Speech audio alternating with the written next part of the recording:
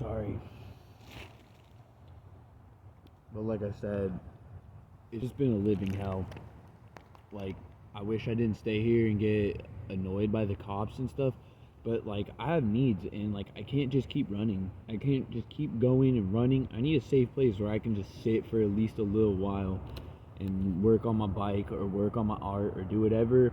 Because theoretically, people should be allowed to sit in public and work on their art at the park, or like somebody can come and sit at the park and paint or whatever, then why can't I come here, film, or really it's my legal right to be able to come to a public place and film. It says in California state law, you're technically you're not trespassing if you're coming to somewhere to film and you're documenting stuff like that.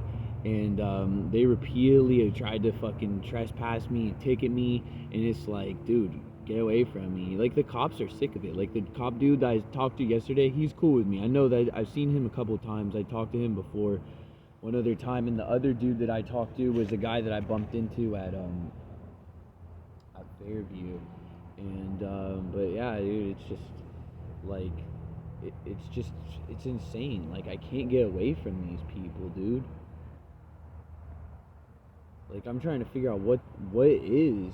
I can't deal with the problems anymore, dude. Like, I can't deal with the abuse, the harassment I've had to tolerate from Latin people. Has just been absolutely out of control. It's like these people just get away with doing whatever they want. Over 100 people have Latin gang members have been busting at that Motel 6 right there on Fairview. They've repeatedly gotten caught luring minors or trafficking minors at their grade schools, which are just right up the street and around the corner from here. Is the Canyon Middle School was the first one, and then it moved down over to the Montessori school that's on Cathedral Oaks the next year. And I haven't heard anything this year, or well, that was a couple years ago, but I haven't heard anything about last year or this year. So who knows? But then again, that was the year that things started turning around. And it was the year before last was the last year things had turned around. That was when I had people like heavily following me, and I thought I felt like afraid for my life, basically. And that's just how it was. And it's like I can't even come here and just sit here and be at peace sometimes. These people have just relentlessly abused me. Like, there's this one lady, she's got 2 dogs, and she comes up, and I've told her repeatedly, like, people have been really cruel to me. I'm just trying to stay away from people.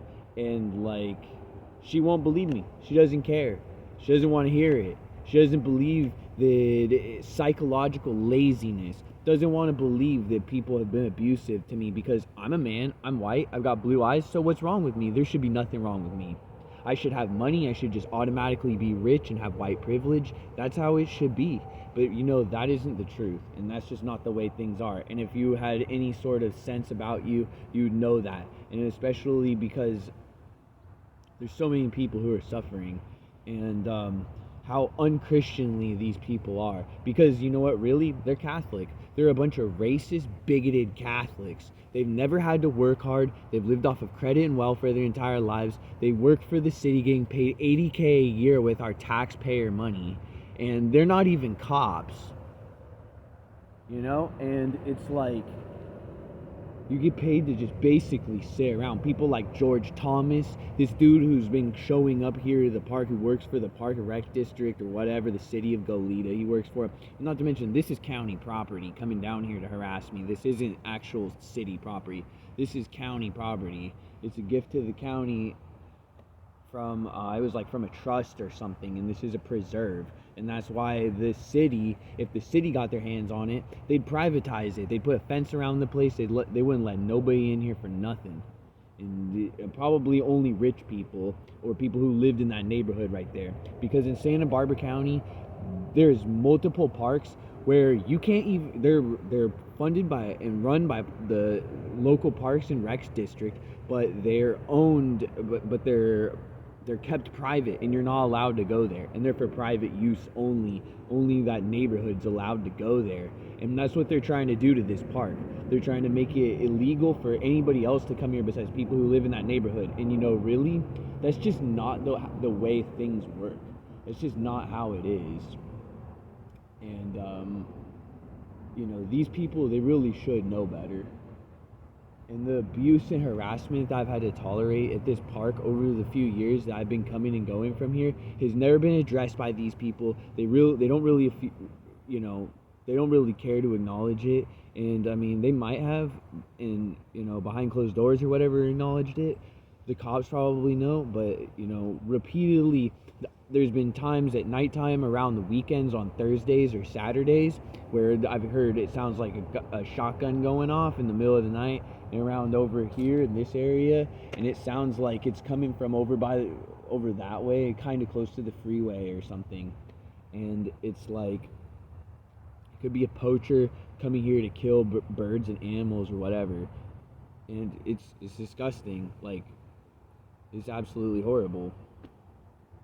I can't have any privacy. Whenever one of these people sees me, even if I'm sitting somewhere where I'm totally allowed to be, these people get on their phone and tell somebody where I'm at and what I'm doing. These people are stalking me, they're hunting me down, and they're with their little group chat, they're little organized people, and it's all people from San Diego, Santa Barbara. You can't get away from them. The second they see you, they are on their phone. I saw this guy, da-da-da-da-da. And the stalking is just downright, it's a threat on my life. It really is. So if you go around, you sit there and say, I threatened somebody, well, you should check to see who you threatened first, and what you're doing, how your behavior is threatening, driving on the road like an asshole, almost hitting people, slandering people, making things up to try to get people to attack people you don't like. That's threat enough.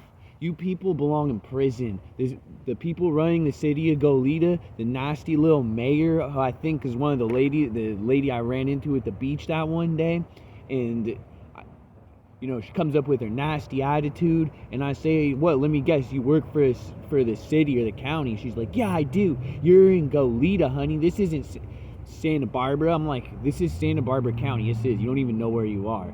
This is what I say to this person. She doesn't even know where she's at. She says, this is Goleta. This isn't Santa Barbara County. I'm like, what are you talking about? And you know what I mean? I'm like, you're an idiot. And I just said that she's a bum and a slob, because I think it was the mayor. I'm not really sure. It looked like this lady. She had sunglasses on. I didn't get a good look at her face, but I'm pretty sure it was the mayor of Goleta. And then right after that happened, this dude with all these cruddy looking tattoos comes up. He's got a fanny pack. It's a Herschel camo colored fanny pack, and he's digging in it like this, like looking for something in his back. And then a little bit after that, the cops show up, and they all try to look at me like I'm doing something, and I'm repeatedly being harassed and violated.